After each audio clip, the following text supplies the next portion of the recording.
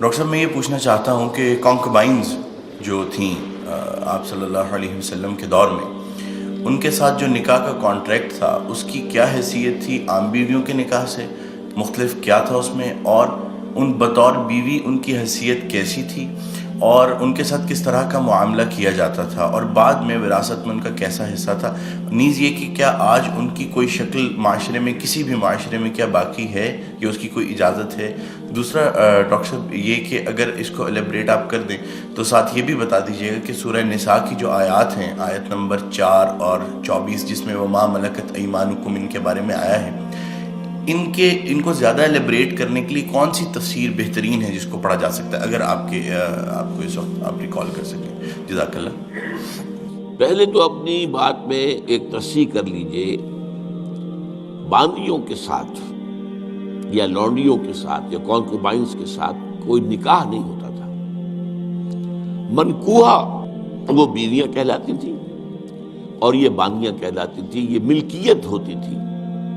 بیوی ملکیت نہیں ہوتی، بیوی تو ایک سوشل کانٹریکٹ کے تحت آپ کے ساتھ آتی ہے، زندگی گزارتی ہے، اس کی مرضی کے بغیر اس کا نکاح نہیں ہو سکتا، اس کی اجازت سے نکاح ہوا ہے، اور بیوی جو ہے اس کو یہ حق بھی حاصل ہے کہ وہ کبھی چاہے تو آپ سے سیپریشن جو ہے وہ حاصل کر لے۔ لیکن یہ جو ملکیت کا تصور ہے اس میں یہ چیزیں نہیں ہیں، نہ اس میں نکاح ہے، نہ اس میں کوئی وراثت کا حصہ ہے، بلکہ وہ تو خود وراثت میں منتقل ہو جائیں گے۔ اگر کوئی شخص جو ہے اس کے کچھ باندیاں تھیں تو اس کے انتقال کے بعد وہ اس کی ملکیت ان کی جو ہے جیسے اور پراپرٹی جو ہے وہ منتقل ہوگی، اولاد کیسے ہو جائے گی؟ تو پہلی بات تو یہ، چاہے اچھی لگے چاہے بری، لیکن آپ اس کو سمجھ لیجئے ایز سچ کے جیسے وہ تھا معاملہ۔ ہمیں اس کے اندر جو ہے وہ کچھ اس کو پیلیٹیبل بنانے کے لیے اور اس کو جو ہے اس کے اندر کوئی ترمیم نہیں کرنی چاہیے۔ سٹیٹس جو ہے باندی کا، کانکوبائنز کا، وہ یہ ہے جو میں نے آپ کے سامنے رکھا۔ اچھا، اصل مسئلہ یہ آتا ہے کہ آیا آج بھی ایسا کوئی معاملہ ہے؟ آج ایسا کوئی معاملہ موجود نہیں ہے، اور یہ لونڈیاں ہوتی تھیں حضور کے زمانے میں صرف وہ جو میدان جنگ میں مال غنیمت کے طور پر آتی تھی۔ آپ ایک جنگ ہوئی ہے، فرض کیجئے جنگ بدر ہوئی ہے، جنگ بدر میں اب جب کہ کفار کو شکست ہو گئی ہے تو آپ کو معلوم ہے ان کے جو اونٹ تھے وہ 900 اونٹ لے کر آئے ہوئے تھے، وہ سارے تو ابھی کھائے نہیں گئے تھے۔ اب وہ گویا کہ وہاں پر مال غنیمت ہے، ان کے گھوڑے اگر وہ بچے ہوئے تو مال غنیمت ہے۔ وہ جو آدمی بھاگتا وہ اپنا اسلحہ بھی پھینکتا جاتا ہے تاکہ بھاگے اور جان بچائے، یہ سب کیا ہے؟ مال غنیمت ہے۔ ایسے ہی اگر وہاں کوئی عورتیں بھی آئی ہوں، میرے علم میں نہیں ہے کہ بدر میں آئیں یا نہیں آئیں، احد میں تو آئیں، لیکن بدر کے بارے میں مجھے یقین کے ساتھ معلوم نہیں ہے، لیکن اگر عورتیں بھی آئی ہوں تو وہ باندیاں ہوں گی، وہ تقسیم ہو جائیں گی۔ یہ جو اصل غلام کا اور باندی کا تصور ہے اسلام میں، یہ POW کا حل ہے، prisoners of war, what to do with them۔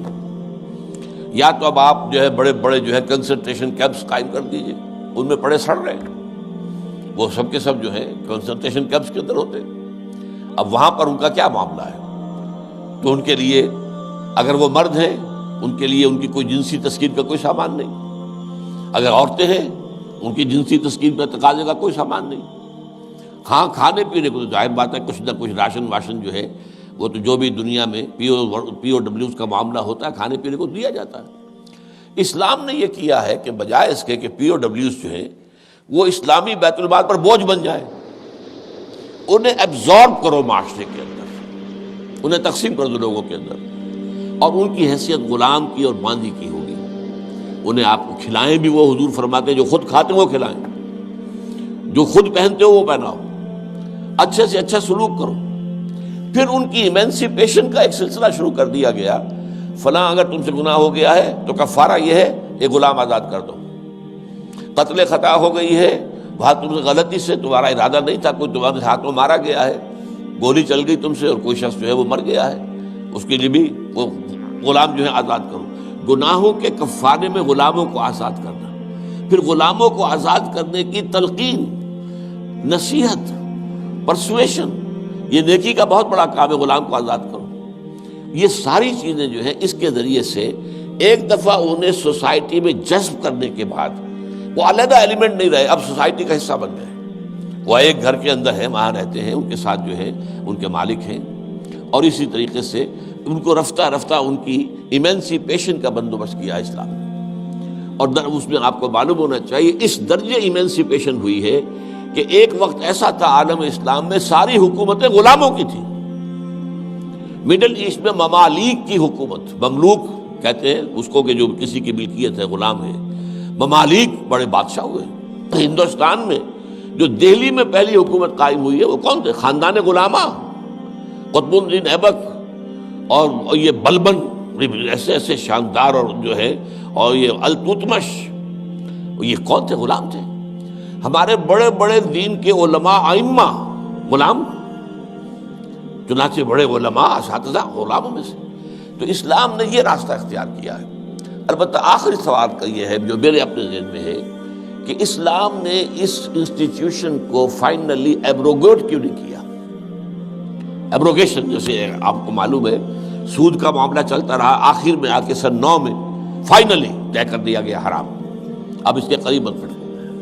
اس کی حکمت میرے نزدیک یہ ہے کہ یہ خالص اسلامی جہاد ہونا ہے قیامت سے قبل ایک مرتبہ بہت بڑے پیمانے پر، جس کو کہا گیا ملاحم، اور جس پر پورے باب جو ہیں وہ احادیث کی کتابوں میں ہیں. اس وقت میں سمجھتا ہوں کہ ضرورت پیش آئے گی اس انسٹیٹیوشن کو انووک کرنے کی کہ اس وقت پرزنرز آف وار کا معاملہ اس طور سے ڈیل کیا جائے. لیکن اس وقت تک کسی آزاد انسان کو پکڑ کر غلام بنا لینا بہت بڑا گناہ ہے، ناقابل معافی گناہ ہے، کسی کو حق حاصل نہیں ہے. یہ جو امریکنز لے گئے تھے، آپ کو معلوم ہے یہ افریقہ کے مغربی ساحل کے ساتھ ساتھ وہاں سے یہ لوگ لے کر گئے پکڑ کر ان کو، افریقیوں کو، اور وہاں جا کر انہیں غلام بنایا ہے اور شدید ترین جو ہے سختیوں میں انہیں رکھا ہے. یہ معاملہ اسلام میں نہ کبھی ہوا ہے، نہ اس کی کوئی اجازت ہے.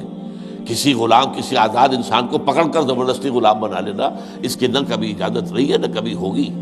البتہ پرزنرز آف وار کے معاملے میں یہ شکل ہے جو اسلام میں رہی ہے، اور ہمیں اسی طریقے سے سمجھنا چاہیے. چاہے ٹھیک ہے دنیا اس کے اوپر فطری چست کر دے گی، یا کوئی اس کو کہے گی، پاس بہت سی چیزیں ہیں کہ جو لوگوں کے عام جو مزاج اس وقت کا ہے وہ اس میں وہ ذرا آسانی سے وہ بات جو ہے ان کے ذہن کے اندر اترتی نہیں ہے. لیکن we have to be faithful کہ دین کی اصل تعلیم کیا ہے، اسی کے ساتھ جڑے رہنا چاہیے.